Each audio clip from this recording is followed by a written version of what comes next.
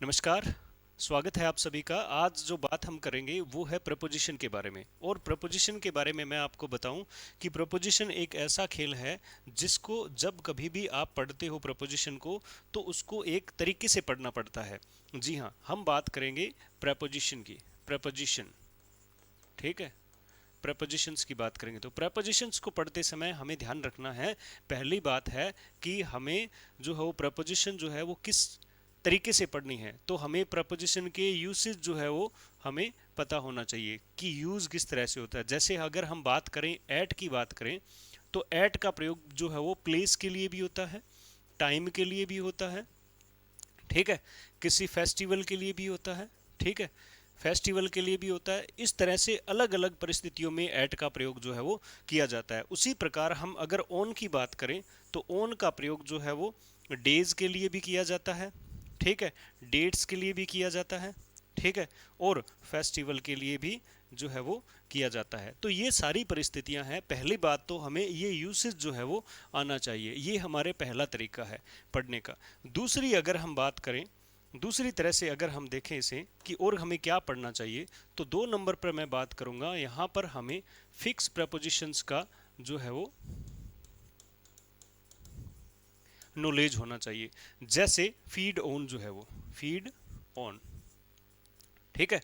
Laugh at, laugh eight, इस तरह के जो है कुछ एक फिक्स कंसेप्ट जो है वो होते हैं जो हमें याद होने चाहिए।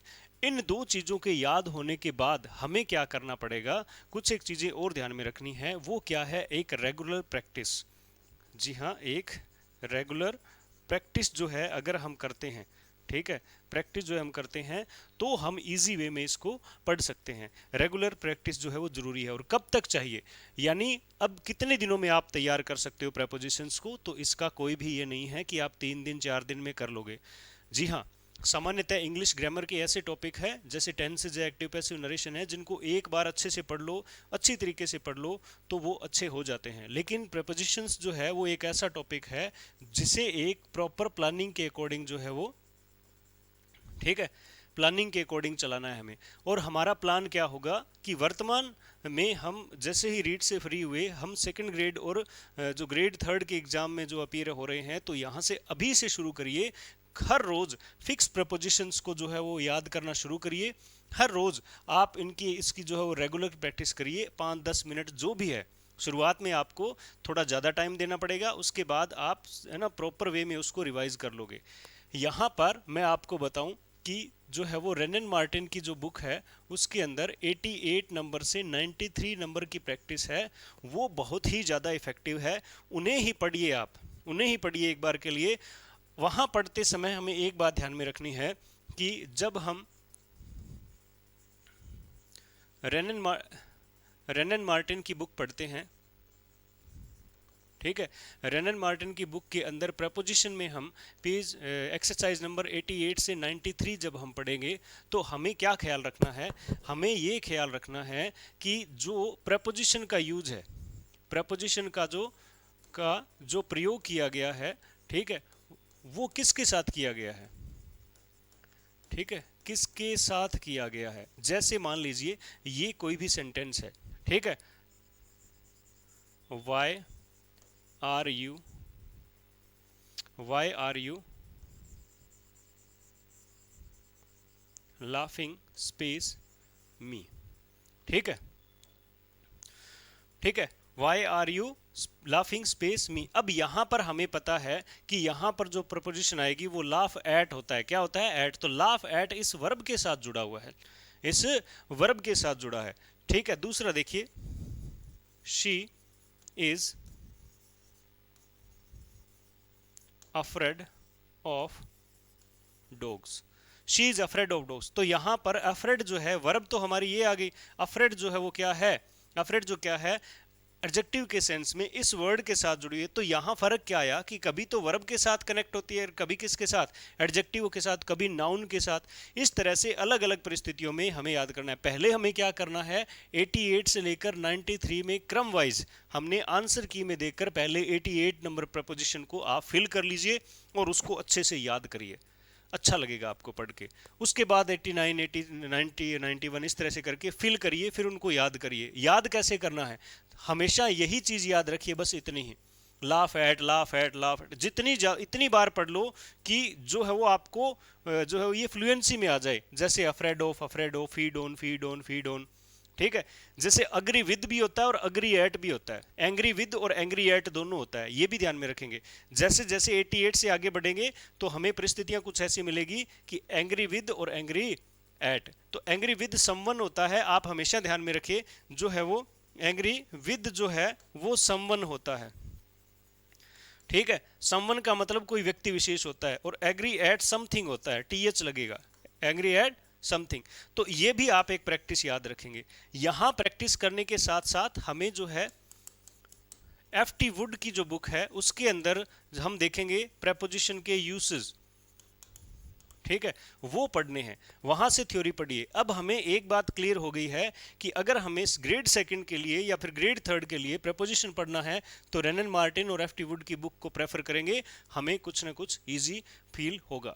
हम यहाँ पर कुछ एक यूज आपके लिए लेके आए हैं, कुछ एक यूसेज हम करेंगे, मैं आपको बताऊंगा, शॉर्ट में बताऊंगा, क्वेश्चंस के माध्यम से बताऊंगा, और आपने इनको अच्छे से देखना है। देखिए पहला sentence, I got your parcel space Monday. अब हम जब भी इस तरह के क्वेश्चंस को देखें तो आपको दो ही चीजें देखनी है, पार्सल और मंडे, ये दो चीजें देखिए। अब हमें इन सीधा ऑप्शन पे जाना है, सीधा हमें क्या करना है, ऑप्शन तक की तरफ जो है वो पहुंचना है।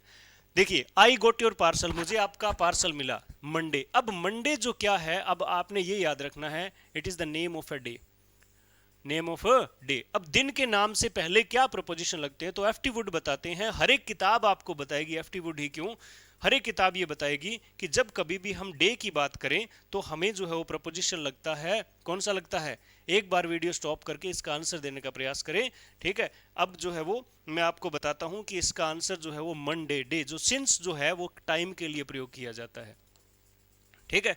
फोर का मतलब होता है के लिए, के लिए किसी व्यक्ति विशेष के लिए हो सकता है, और फोर का मतलब टाइम के लिए भी प्रयोग किया जाता है। एक प्रपोजिशन के कई सारी यूज जो है वो हो सकते हैं। टू का मतलब की तरफ से होता है, ठीक है, की तरफ से होता है, I am going to school, यानी फॉरवर्ड की तरफ, ठीक है। ओन का प्रयोग जो है वो किसके लिए होता है, डेज एंड डेट्स के लिए होता है, ठीक है। तो हमें ध्यान में रखना पड़ा है कि डे, डेज, है ना, डेट्स, इस तरह की बातें। ओन का मतलब सम, ओन समथिंग, ठीक है, के ऊपर के सेंस में भी ओन का प्रयोग करते हैं। तो यहां पर मंडे के ऊपर से तो बात रही, ठीक है, यानी the book is on the table, the book is on the table, the book is on the table. यहां पर जो ऑन का प्रयोग किया गया इसका मतलब के ऊपर के सेंस में है, ठीक है। The book is on the table, किताब जो है टेबल के ऊपर पड़ी है, यानी when something touches something surface, जब कोई चीज, एक वस्तु दूसरी वस्तु आपस में कनेक्टेड हो, सरफेस टच हो रहा हो, तो हम ऑन का प्रयोग करते हैं। ये तो ऑन की बात होगी। अब कहते हैं कि ऑन का प्रयोग डे के लिए होता है। इसका मतलब ये नहीं है कि I got your parcel on Monday, तो इसका मतलब ये नहीं है कि मेरे को तुम्हारा जो पार्सल मंडे के ऊपर मिला, ऐसे नहीं करना, है ना, मंडे को मिला, है ना, दिन के लिए, ठीक है। I received your parcel on Monday, on Monday का मतलब मंडे वाले दिन, ऑन जो है वो यहाँ पर सही यूज है।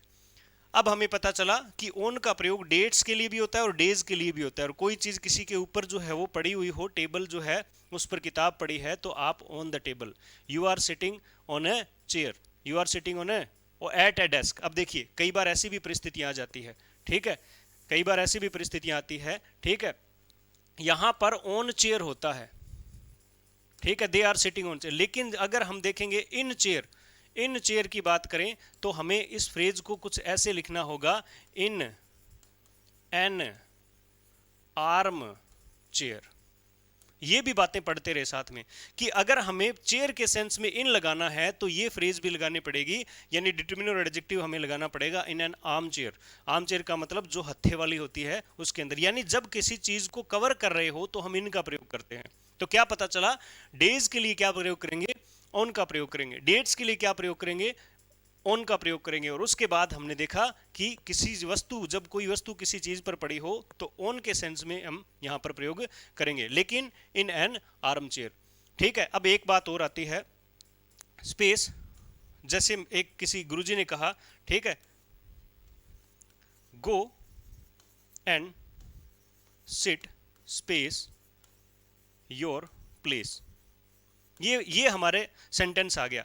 तो यहां पर जो है वो मैं आपको गो and seat space your place, तो यहां पर एट आएगा, ऑन आएगा, इन आएगा या फिर फॉर आएगा। इस तरह से अगर हमारे ऑप्शन आते हैं तो यहां पर प्लेस के सेंस में आता है in, go and sit in your place, अपनी जगह पर बैठ जाओ।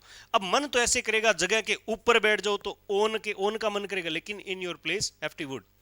ठीक है, तो ये होता है हमारा पहला। उसके बाद देखिए, I love to go to the beach space in summer. Summer की बात करी जा रही है, सीजन की बात की जा रही है। ठीक है, जब हम किसी सीजन की बात करें, स्प्रिंग, ऑटम, ठीक है, इस तरह की बात करें, समर, विंटर, इस तरह की बात करें, तो हम जनरली कौन सी प्रयोग करते हैं? एट, ऑन, इन और फॉर। हमने देखा कि एट का प्रयोग जो है वो टाइम के लिए होता है, पहले ये लिस्ट बनाइए। एट का प्रयोग टाइम के लिए होता है, एट का प्रयोग जो है वो प्लेस के लिए होता है। ठीक है, ठीक है, और एट का प्रयोग जो है वो हमने पहले किया कि फेस्टिवल के लिए होता है। ऑन का प्रयोग जो है वो डेज के लिए होता है, डेट्स के लिए होता है। ठीक है, और क्या, के ऊपर के सेंस में, के ऊपर के सेंस में होता है। ठीक है ना। उसके बाद इन का प्रयोग जो है वो, इन का प्रयोग जो है वो टाइम के लिए होता है, टाइम के लिए होता है। प्लेस के लिए होता है, ठीक है, प्लेस के लिए होता है। और किसके लिए होता है? यानी इनका प्रयोग ईयर के लिए होता है, मंथ के लिए होता है। ठीक है, और किसके लिए प्रयोग होता है? सीजन के लिए होता है। ये आ गया, सीजन के लिए होता है, तो हमारा आंसर होगा सी। ठीक है, in summer, in winter, in on नहीं आता। ठीक है, उसके बाद फोर का प्रयोग किसके लिए होता है? सबसे बड़ी बात, टाइम के लिए होता है, सिंस फॉर टाइम वाला। ठीक है, उसके बाद फोर का मतलब प्लेस के लिए भी होता है। ठीक है, यानी अलग अलग परिस्थितियों में ये चीजें याद करोगे तब आपको अच्छा लगेगा। ठीक है, तो यहां पर आंसर हो जाता है in summer, in summer, in winter. इस तरह की बातें हमें याद रखनी है। उसके बाद देखिए, उसके बाद next year we are planning to go to London space September. पिछली वीडियो के अंदर पिछली स्लाइड में देखा था, ठीक है, कि time, date, place, year, month, ये रहा। तो मंथ के लिए हम जो है वो इन प्रपोजिशन का प्रयोग करते हैं। तो next year we are planning to go to London space September. अब देखिए, ठीक है, एट का प्रयोग देख लिया हमने, इन विद का प्रयोग के साथ के लिए होता है। तो भाई साहब जैसे सितंबर के साथ जाने से कोई फायदा नहीं है, सितंबर कुछ बोलेगा नहीं, तो यहां पर इन सितंबर का प्रयोग जो है वो किया जाएगा। याद रख लीजिए, इस तरह की एक जो है वो आप टेबल बनाइए जिसके अंदर सारे प्रपोजिशन तो नहीं कर पाओगे, लेकिन कुछ एक सामान्य प्रपोजिशंस है उनको आप अच्छी तरह से प्रयोग कर पाए। ठीक है, तो यहां time, place, year, month, season के लिए क्या हो जाता है, हम यहां पर मंथ के लिए आए तो सितंबर जो क्या है वो मंथ है, तो यहां पर क्या हो जाएगा, इन हो जाएगा। ये हमारा राइट आंसर है। जैसे जैसे आगे बढ़ेंगे पिछली बातें रिपीट होती चली जाएगी, आपको कंठस्थ करना है, याद करना है और बहुत सारी प्रैक्टिस जो है वो करनी है। ध्यान से सुने कि अगर आप डेली 20 क्वेश्चंस प्रैक्टिस कर रहे हो, यू आर डूइंग वेल, आप अच्छा काम कर रहे हो, आप अच्छे प्रयास कर रहे हो। ये वो ऐसे टॉपिक है, मैं आपको बताऊं, एंटोनिम्स, सिनोनिम्स, ठीक है, ईडियम्स, फ्रेजेस, फ्रेजेस और प्रेपोजिशन, प्रेपोजिशंस, ये 4-5 टॉपिक ऐसे हैं। और सेकंड ग्रेड के पेपर की अगर बात करूं तो कुछ एक, जैसे इंडियन ऑथर, इंडियन ऑथर्स, ये जो है कुछ एक ऐसे टॉपिक है जिनको हमें डेली स्टडी करना है। डेली अगर 10-10 मिनट भी अगर दें, जैसे डेली एक इंडियन ऑथर अच्छी तरह से पढ़ दें, तो आपको लगभग 15-20 दिन के अंदर सारे इंडियन ऑथर कंप्लीट हो जाएंगे। फिर उनको रिवाइज करेंगे तो टाइम नहीं लगेगा। एंटोनम, सिनोनम तो आप कर लीजिए ऐसा। पहली बात, एंटोनम सिनोनम को प्रयोग करने के लिए आप पहले सेंटेंस का सहारा लेंगे। ठीक है, सेंटेंस का सहारा लेंगे और डेली कुछ एक शब्द, मैं ये नहीं कहता कि आप बहुत सारे शब्द पढ़ो, लेकिन आपको ये तो बताता हूं कि 5 शब्द अगर डेली याद करें, एंटोनम सिनोनम के 5-5 याद करें, तो ये कोई बहुत बड़ा मैटर नहीं है। तो आप ध्यान में रखेंगे, 5-5 शब्द अगर डेली पढ़ते हो तो ये एक अच्छी प्लानिंग है, कंटिन्यूटी बनी रहे। और उसके बाद सेंटेंस में भी प्रयोग करेंगे ना, तो ज़्यादा सेंस अच्छा डेवलप होगा। उसके बाद बात करें ईडियम, फ्रेजेस की, तो आपको वैसे कुछ एक वीडियोस दिए हुए हैं और भी, है ना, अकॉर्डिंग टू द नीड। आपकी अगर डिमांड होगी, आप बताएं हमें कि फ्रेजल वर्ब और ईडियम्स की क्लासेस यूट्यूब पर अगर कंटिन्यू रखनी है या नहीं। जितने मैसेज आए, रिस्पॉन्स आएंगे, उसके आधार पे जो है वो शुरू करेंगे।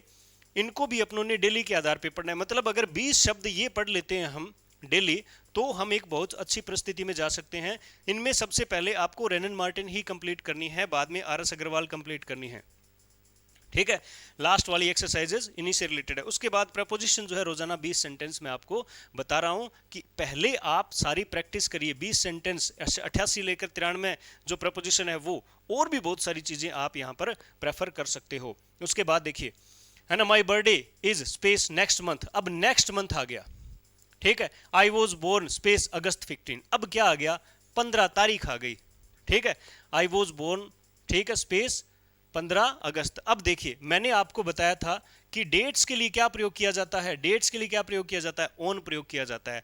तो ये तो बात क्लियर हो गई कि डेट्स के लिए क्या होगा, ऑन होगा। तो ऑन होगा तो या तो ये उत्तर जो है वो नहीं होगा, ये भी नहीं होगा, या तो ये हो सकता है या ये हो सकता है। अब देखो, इन नेक्स्ट मंथ, ध्यान से सुने इस बात को कि आपका मन करेगा ये करने का, इन नेक्स्ट मंथ, ठीक है। एफटी वुड बता रहे हैं कि जब कभी भी इनसे पहले कोई एडजेक्टिव लग जाता है, ठीक है, तो वो एक एडवर्ब के सेंस में प्रयोग हो जाएगा और कोई भी प्रपोजिशन नहीं लगेगी।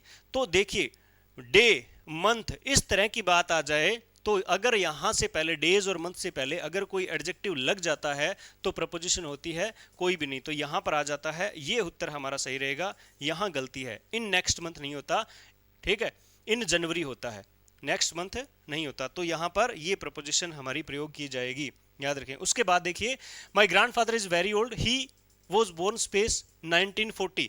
अगर आपको पता है तो ऑन का प्रयोग किया जाता है किसके लिए, डेज के लिए, बार बार लिख रहा हूं, डेट्स के लिए, ठीक है। फ्री मैन कहते हैं कि किसी इंपॉर्टेंट चीज को बार बार लिखोगे, बार बार बोलोगे तो याद हो जाएगी, ठीक है। और के ऊपर के सेंस में, ठीक है।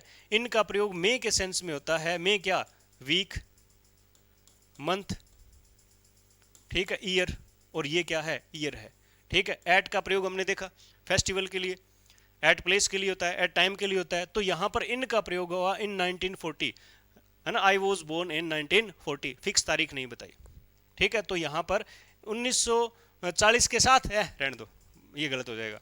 तो आगे देखिए, उसके बाद देखिए, I am going to meet my friend Friday evening. अब देखिए, यहां पर भी क्या है, फ्राइडे, डे का नाम आया, तो आपको इजी वे में पता है ऑन फ्राइडे इसका आंसर बनता है।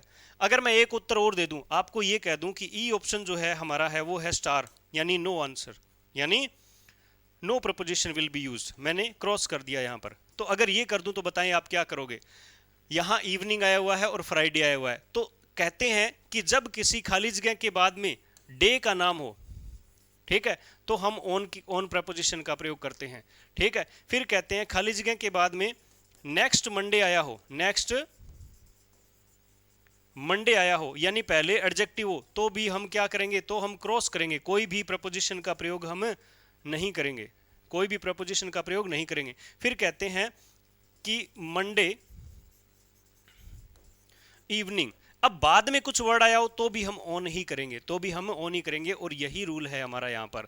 तो ध्यान रखें कि मंथ से पहले, जनवरी वगैरह ये जो मंथ्स होते हैं, इनसे पहले अगर आप किसी एडजेक्टिव का प्रयोग करते हो तो आप क्या करोगे, उसमें नो प्रपोजिशन का यूज करोगे, क्रॉस लगेगा। यहां पर जो है वो क्रॉस लगाने की प्रयास जो नहीं करेंगे, क्योंकि यहां पर एडजेक्टिव नहीं है। तो फ्राइडे के लिए आप ये याद क्यों नहीं रख रहे, इसमें जो है खाली जगह के जस्ट बाद में क्या है, मंडे, और इसमें भी खाली जगह के जस्ट बाद में क्या है, मंडे। बाद में कुछ भी मरे, अपने को क्या लेना देना है, एक बात बताओ, पहले नहीं आना चाहिए। इसमें खाली जगह के बाद क्या है, नेक्स्ट है, तो खाली जगह के जस्ट बाद में अगर कोई एडजेक्टिव आ रहा है तो नो प्रपोजिशन कर दो, अगर दिन का नाम आ रहा है तो क्या कर देंगे, ऑन कर देंगे। इजी वे में याद करिए, अच्छी प्रैक्टिस करिए, बहुत कुछ हासिल हो सकता है। उसके बाद देखिए, most course and business, most stores and business are close new year day, new year day, ठीक है। अब देखिए, ये जो है न्यू ईयर सेलिब्रेशन की बात की जा रही है, यहां पर हो जाती है बात 1 जनवरी की, 1 जनवरी की बात हो जाती है। अगर 1 जनवरी की बात की जा रही है, जैसे दिवाली है, तो यहां पर एक फेस्टिवल के सेंस में लीजिए। तो फेस्टिवल के लिए आपको पता है 2 प्रपोजिशन आती है, या तो ऑन आता है या फिर एट आता है। तो आप ध्यान में रखिए, एप्टीवुड में बताया गया है एट क्रिसमस और ऑन क्रिसमस डे बताया गया है। तो पहली बात तो यह है कि बताया जाता है कि जब डे लगे हो तो क्या कर देंगे, अपने क्या कर देंगे, ऑन कर देंगे, ठीक है, ठीक है, ऑन कर देंगे। और डे नहीं लगा हो तो क्या कर देंगे, ऐड कर देंगे। ये तो एक अजीब सी कहानी है, लेकिन आप ये ध्यान में रखें कि जब हम सेम डे की बात करें, सेम डे की बात करें, जैसे होली है, दिवाली है, उस दिन की बात करें तो हमें ऑन लगाना है, ठीक है। लेकिन हम उस दिन, उन दिनों की बात करें, उन दिनों की बात करें, दीज डेज की बात करें, कई दिनों की बात करें, कई दिन हो, तो हम क्या करेंगे, एट लगाएंगे। जैसे जैसे हम ये कहें कि जैसे हम क्या करते हैं, सफाई करते हैं, ठीक है, सफाई करते हैं, दिवाली होली के त्योहारों के दिन सफाई करते हैं, तो सफाई सेम दिन करते हैं कि उन दिनों में करते हैं, तो उन दिनों में करते हैं तो एट दिवाली आएगा। क्या आएगा, एट दिवाली आएगा। लेकिन अगर ये कहें, अगर ये कहें कि हम जो है वो, है ना, रंग खेलते हैं, ठीक है, हम जो है वो पूजा करते हैं, ये जो बातें करते हैं, तो ये सेम डे की बात है, तो ये क्या हो जाता है, ओन की बात हो जाती है, ठीक है। अब कई कहेंगे सर रंग तो मैं 7-8 दिन तो खेले हो, मतलब वो क्या, वो तो आपकी बात है भाई, हर कोई ऐसा करता है क्या, वो तो आपकी बात है। अगर आप कहो कि पटाखे चलाए जाते हैं, ठीक है, दिवाली पर, तो भाई साहब बढ़िया बात है। तो अगर पटाखे चलाने की बात करें तो एक दिन के हर रोज, ठीक है, तो चलाने तो एक दिन ही चाहिए है, लेकिन अपने अपने झालरपना कर रहे हैं, तो इसका मतलब क्या है, ये प्रपोजिशन थोड़ी बदल देंगे। अगर अपने गलत बात कर रहे हैं, एक दिन कोई कार्य करना है और हम उसको 100 दिन कर रहे हैं, ठीक है, 100 दिन करें तो गलती अपनी है, हम यहाँ पर इंग्लिश के रूल थोड़ी बदल दे आपके लिए। तो भाई साहब बात यह है कि ओन का प्रयोग एक दिन के लिए होगा त्योहारों के, और एट का प्रयोग कई सारे दिन के लिए होगा। क्या मैं नाने रह गया दिवालियां पर है, हम दिवाली पे नानी के पास गए थे, तो दिवाली पे सागी दिन गया, कई दिन रह गया, तो कई दिन रह गया तो ऐट लगाओ थे, है ना। तो ये त्योहार की बात की जा रही है, यहां पर ऐट न लगकर on will be the right answer, on new year day, नए साल वाले सेलिब्रेशन वाले दिन। आगे देखिए क्या कहते हैं, my English classes at school begins 9 o'clock, घड़ी का टाइम आ गया है। जब कभी भी ध्यान रखें घड़ी का टाइम आ जाए तो दो तरह से प्रेजेंट किया जाता है घड़ी का टाइम।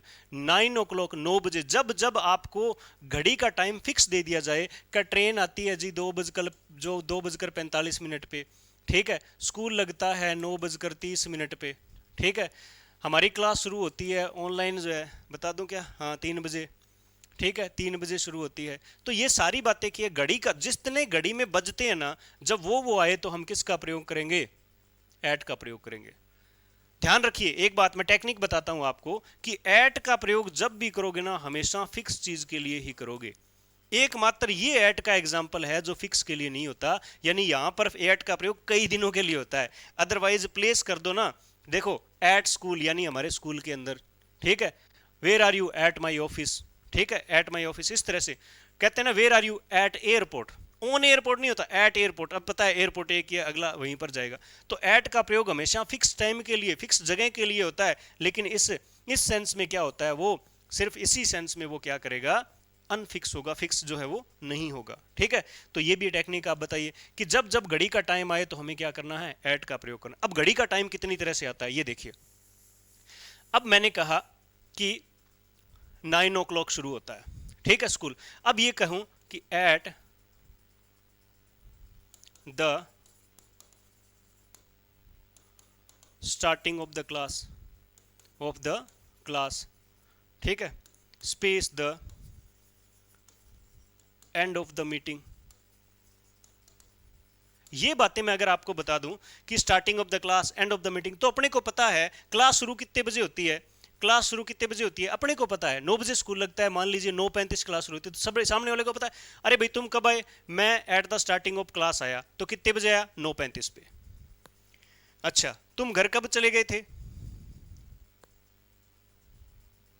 ठीक है, तुम घर कब चले गए थे, मैं at the end of the meeting, मतलब मीटिंग है 5 बजे एंड होनी, तो अपने यहां पर अंदाजा लगा सकते हैं कि हाँ वो 5 बजे घर गया होगा, हाँ वो 9:35 पर आया होगा।